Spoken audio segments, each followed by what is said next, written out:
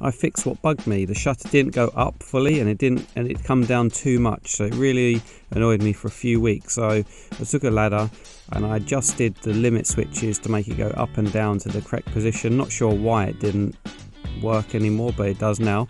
And I made a stand location for the remote, and also whilst I was doing it I noticed a lot of cobwebs and all dirt, so that's going to be my today's 3S. Great job Alex, before and after. Place for your document pouches now, great job. And also Kieran, standard home for the trolley, and also starting work on sanding down the pallet truck and helping Damien with a urgent only Kanban slot. Great job everyone. Josh drawing a lens dispenser for Peter and the laser, and also I fixed what bugged me. The sign was a bit loose, the drill wasn't labelled, but it is now labelled, the drill, so they gave it a location and secured on that perfectly. Great job everyone, thank you very much.